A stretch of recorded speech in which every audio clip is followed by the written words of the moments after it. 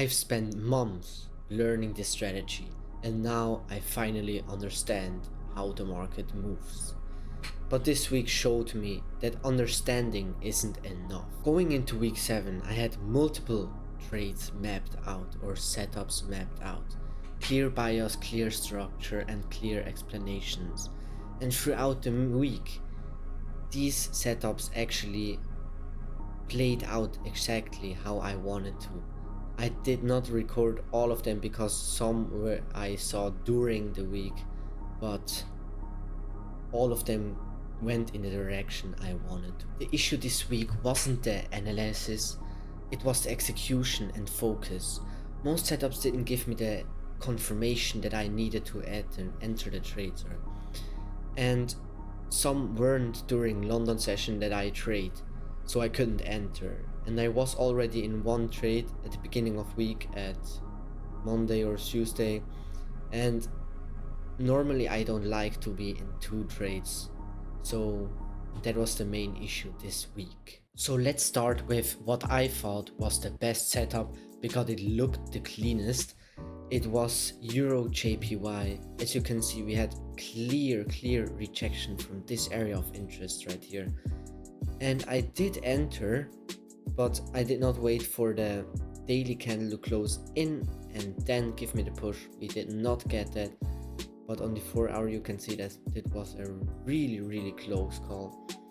Like I entered on this and then on an engulfing, on the 2-hour engulfing right here, I entered, targeted 1 to 2, and the trade played out. But I entered too early.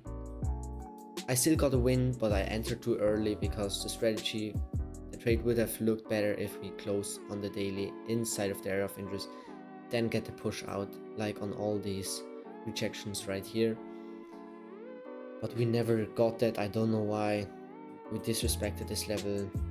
So let's head on to the next pair. So here on Euro GBP, on the beginning of the week, we had a beautiful head and shoulders pattern on the weekly time frame, as you can see.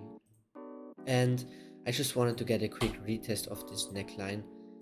But on the daily, on the beginning of the week, we were like at this point, we were just consolidating in this area, and now we have the push. But I don't know if I can enter on this trade next week. I have to see because those were probably news pushes and it's not clean structure. I don't know if I can enter this trade. Cannot really.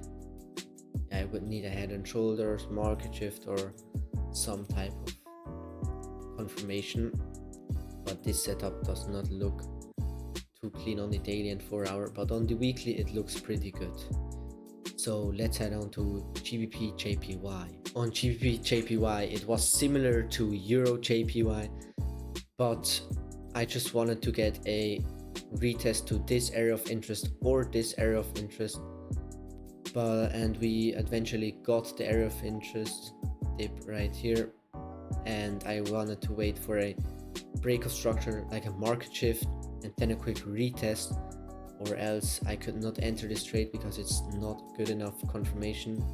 We got the market shift, but we never got the confirmation as the retest, so I can enter. But this would have been a 1 to 3 if the market would give me the opportunity. But unfortunately, price just moved to the upside, and now I need to look on trades.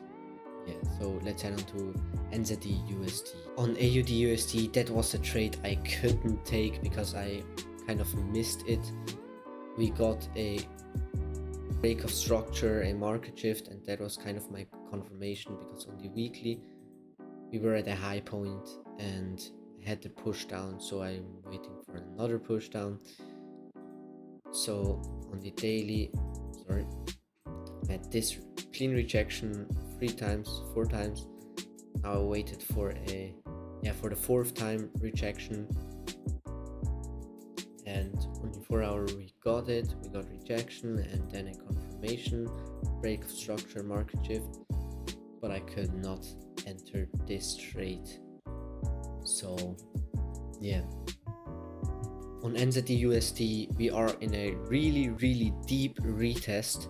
I don't know if we are shifting bullish, bearish on the weekly, I don't know, but on the daily we are bearish. And basically, what did I want to do? Oh yeah, I removed the area of interest. I had some sort of area of interest right there. I wanted to get a market shift above there, but we just created a new lower low instead of a higher high.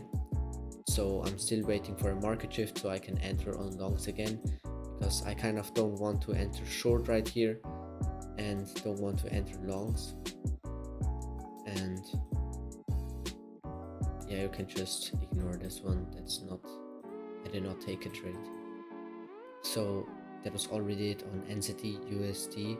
So let's just go on GBP/USD because that's pretty similar setup. Oh no, GBP/USD and EUR/USD are the same setup. So I kind of like more GBP/USD than EUR/USD because we have cleaner higher highs, lower highs and lower lows than on EUR/USD. And I'm just waiting. I wanted to wait for a retest of this area of interest, but we closed above, so now I need to wait for close under that we got. So now I'm just waiting for a quick retest of the area of interest, confirmation to then sell. And yeah, that was the trade I entered this week. The second trade I entered, this one was on Monday and this one on Tuesday. That was the baddest trade. Now, we had to push to the upside, but now we were just consolidating the whole week. So I just entered on what do you call it? I just entered on break even. Like, I did not want to hold this trade during the weekend, so I just got out and called it a trade. Like, I kind of did not see the potential in this trade to take profit, to smash take profit. So yeah, so that was already the last pair that we are looking at in this video. Week 7 showed me something important. You can be right about the direction and still not get paid, because trading is not only just about being right, it's about timing and execution and presence. So not taking trades without confirmation is part of the system, but missing a valid setup because of lack of focus that's something I need to improve, because sometimes I enter on trades I don't even should enter. Week 7, good analysis, 1 missed opportunity and 1 controlled trade. Some profit, but I did avoid every loss I could, and I just have to keep going until I'm profitable. This is FX Control. Thank you for watching. See you in the next video.